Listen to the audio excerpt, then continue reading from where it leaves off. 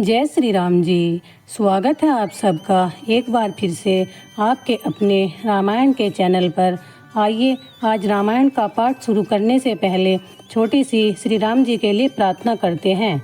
हे अयोध्यानाथ, हे कौशल्यानंदन, हे परम करुणामय श्री राम, आज हम तुम्हारे उस निर्मल बाल रूप के दर्शन करने आए हैं जिसमें ना कोई राज्य था, ना युद्ध, बस था मासूम मन, मधुर मुस्कान और माता की गोद में झूलता परमेश्वर स्वयं।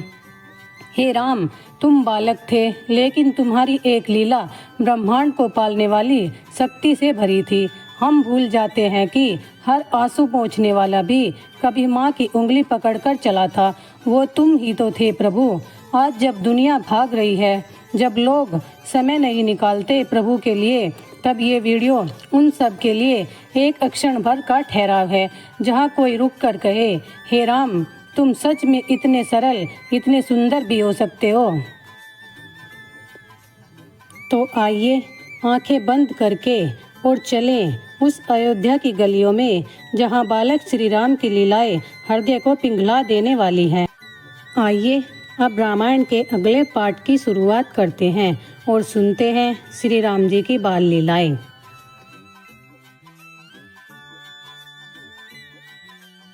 कल के भाग में श्री राम का जन्म हुआ था और माता कौशल्या ने स्तुति की थी। अब आगे की कथा सुनते हैं और उस स्तुति का अर्थ भी सुनते हैं। रामायण के इस भाग को समझने के लिए पहले के भाग अवश्य सुने, तभी आगे की समझ में आएगी। बोलो सियावर रामचंद्र की जय। और प्लीज़ लाइक, शेयर और सब्सक्राइब करना ना भूलें।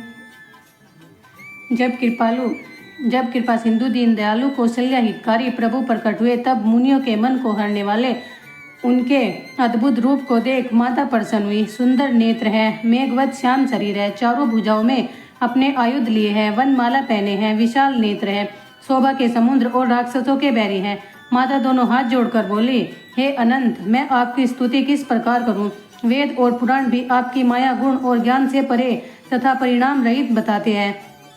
वे ही दया और सुख के समुद्र, समस्त गुणों के धाम, वेदों द्वारा सत्युत मेरे हित के लिए प्रकट हुए हैं। वेद कहते हैं कि माया से रचे हुए ब्रह्मांड आपके रोम रोम में रहते हैं, सो आप मेरे गर्भ में रहे।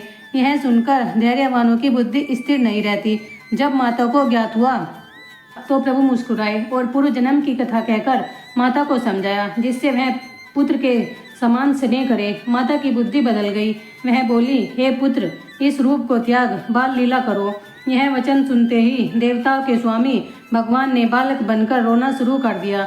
इस चरित्र को जो मनुष्य गाएंगे वे भगवान के चरणों को प्राप्त होंगे और संसार रूपी कुएं में नहीं गिरेंगे।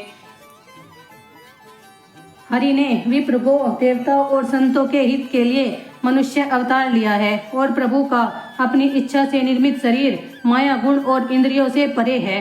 बालक के रुदन की ध्वनि सुनते ही रानियां उतावली हो दौड़ी चली आई। दासियां प्रसन्न हो जहां तहां दौड़ी। नगर के लोग आनंद में मग्न हो गए। दशरथ जी पुत्र का जन्म सुनते ही ब्रह्मानंद में लीन हो गए। मन में अत्यंत प्रेम उमगा, शरीर पुलकित हो गया। वे उठकर चलना चाहते हैं। जिसका नाम सुनते ही शुभ होता है, वही प्रभु मेरे घर आए हैं। राजा का मन परमानंद में पूर्ण हो गया। बाजे वालों को बुलाकर कहा, बाजे बजाओ। गुरु वशिष्ठ को बुलाया। वे भी ब्राह्मणों समेत शीघ्र आए। उन्होंने जाकर बालक को देखा, जो रूप की खान है, जिनके गुणों की प्रशंसा नहीं हो सकती। तब राजा ने नंदीमुख श्राद्ध करके सब जात कर्म किया। सुवर्ण, गो, वस्त्र और मणि ब्राह्मणों को दिए। ध्वजा, पताका और वंदनवारों से नगर सजा दिया। जैसा उसको सजाया सो कहा नहीं जाता। आकाश में फूलों की वर्षा हुई। सब ब्रह्मानंद में मग्न हैं। स्वाभाविक ही श्रृंगार किए लुगाइया झुंडों के झुंड उठकर चले। सोने के कलश और मंगल थाल सजाए हुए गीत गाती हुई राजा के द्वार में प्रवेश करती है। आरती करके न्योछावर करती है और बारंबार बालक के चरणों में गिरती है। सूत, भाट और गुण गाने वाले रामचंद्र जी के गुण गाते हैं। राजा ने सभी को भरपूर दान दिया और जिनको जो मिला उसने भी वह नहीं रखा। कस्तूरी, चंदन और केसर इतनी छिड़की गई कि गलियों में कीच हो गई। आनंद कंद भगवान के प्रकट होने से घर में बधाई होने लगे। नगर नारियों के समूह जहाँ तहाँ सब प्रसन्न हो रहे हैं। फिर दोनों कैकेयी और सुमित्रा के सुंदर पुत्रों का जन्म हुआ। उस सुख और संपत्ति और समाज को सरस्वती और शेष जी भी नहीं कह सकते। अयोध्यापुरी इस प्रकार शोभायमान है मानो भगवान से मिलने को रात्रि आई है। वह सूर्य को देखकर सकुचा गई तो भी अनुमान से संध्या बन गई। अगर का धुआं तो मानो अंधकार है। अबीर जो उड़ता है वह लाली है। महलों की मणि ही तारागण है। राजमहल का कलश ही उदार चंद्रमा है। महल में जो वेद ध्वनि हो रही है वही मानो पक्षी बोल रहे हैं। यह कौतुक देख सूर्य चलना भूल गए। उन्होंने एक माह बीतता हुआ न जाना। 1 महीने का दिन हो गया। यह वेद किसी ने न जाना। जब सूर्य नारायण ही रथ समेत ठहर गए तब फिर रात कैसे हो, इस वेद को किसी ने न जाना। सूर्य भी गुणगान करते चले। इस महाउत्सव को देखकर देवता, मुनि और नाग अपने भाग्य का वर्णन करते हुए घर को चले। हे पार्वती, तेरी बुद्धि बहुत दृढ़ है, इसीलिए मैं एक और गुप्त बात कहता हूँ। हम और काकभूषुंडी जी दोनों साथ थे। मनुष्य रूप में हमें कोई नहीं जान सकता था। हम दोनों प्रेम और सुख में फूलकर मन में मग्न हो गलियों में फिरते थे। इन सब चरित्रों को वही जान सकता है जिस पर राम जी की कृपा हो। उस समय जो जिस तरह से आया, जिसने जो मांगा वही राजा ने दिया। हाथी, रथ, घोड़ा, सुवर्ण, गो, हीरा और बहुत से वस्त्र राजा ने दिए। राजा ने सबके मन प्रसन्न कर दिए। तब वे जहाँ तहाँ आशीष देने लगे कि राजा दशरथ के पुत्र चिरंजीव हो। तुलसीदास जी कहते हैं, यही मेरे स्वामी हैं। कुछ दिन इसी प्रकार बीत गए। दिन रात जाते हुए नहीं मालूम हुए। फिर नामकरण का समय जान राजा ने ज्ञानी वशिष्ठ को बुलाया और कहा कि हे मुनि, जो आपने इनके नाम विचारे हैं सो धर दीजिए। मुनि बोले, हे राजन, इनके अनेक नाम हैं, फिर भी मैं बुद्धि के अनुसार कहता हूँ। जो आनंद के समुद्र, सुख की राशि हैं, जो अणुमात्र से लेकर त्रिलोकी तक को प्रकाशित करते हैं, जो सुख के धाम हैं, उनका नाम राम है। जो संसार का भरण पोषण करने वाले हैं, उनका नाम भरत है। जिसके स्मरण करने से शत्रुओं का नाश हो जाए, उनका नाम शत्रुघ्न है। जो सुंदर लक्षणों के धाम रामचंद्र के प्यारे और जगत के आधार हैं, उनका गुरु वशिष्ठ मुनि उदार ने लक्ष्मण नाम रखा। गुरु ने हृदय में विचार कर नाम रख कर कहा, हे राजन, आपके चारों पुत्र वेद के तत्व, मुनियों के धन, भक्तों के सर्वस्व, शिव जी के प्राण हैं। इन्होंने बाल लीला में सुख माना है। लक्ष्मण जी ने बचपन से ही राम को अपना परम हितैषी स्वामी जाना, उनके चरणों में प्रीति की। भरत शत्रुघ्न दोनों भाइयों ने स्वामी और सेवक की सी प्रीति बढ़ाई।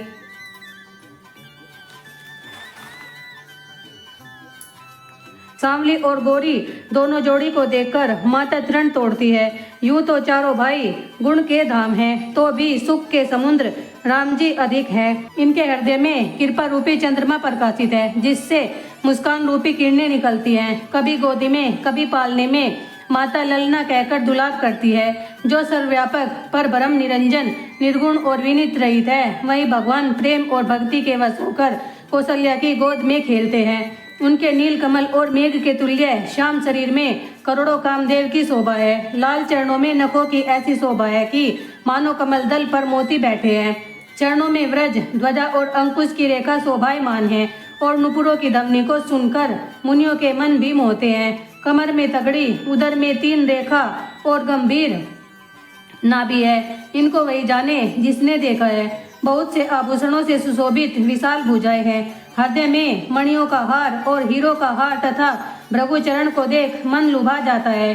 शंख के समान कंठ और सुंदर ठोड़ी है। मुख पर कामदेव की छटा छा रही है। 2 दांत और लाल होठ है। नासिका पर तिलक सुशोभित है।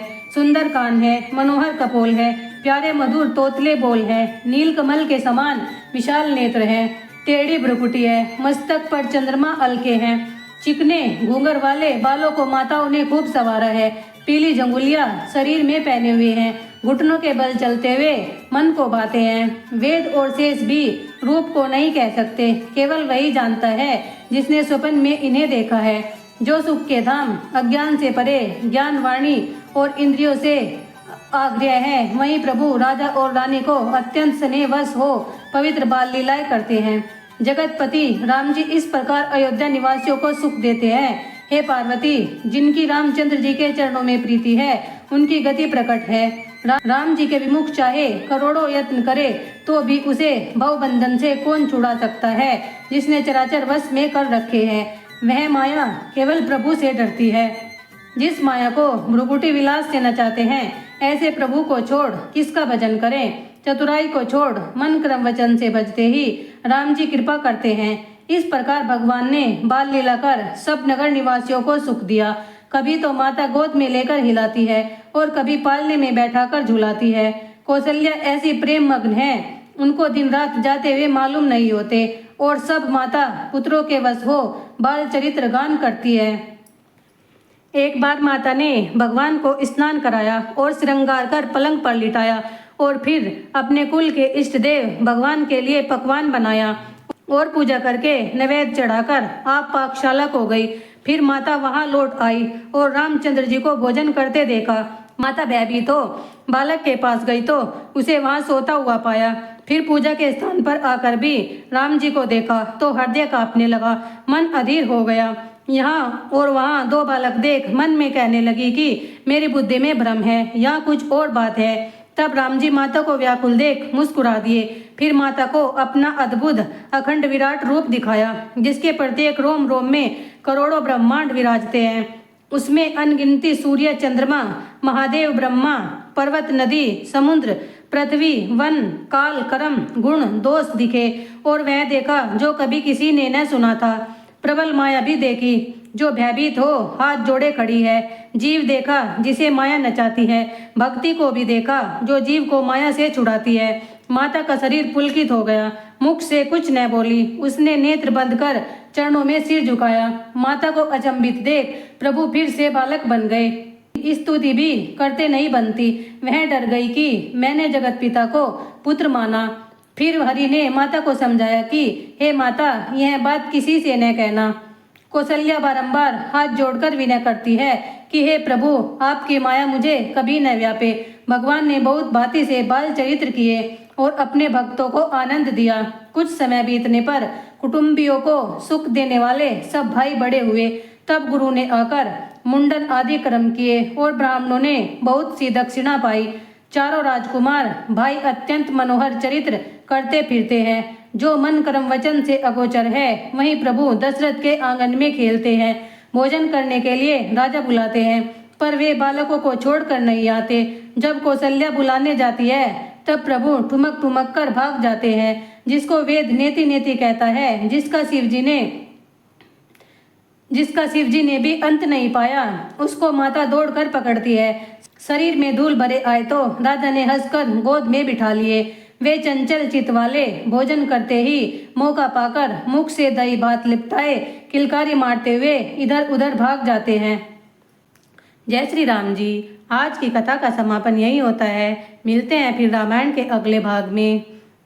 तब तक के लिए बोलो सियावर रामचंद्र की जय। वीडियो पसंद आई हो तो प्लीज़ लाइक शेयर और सब्सक्राइब। Thanks for watching.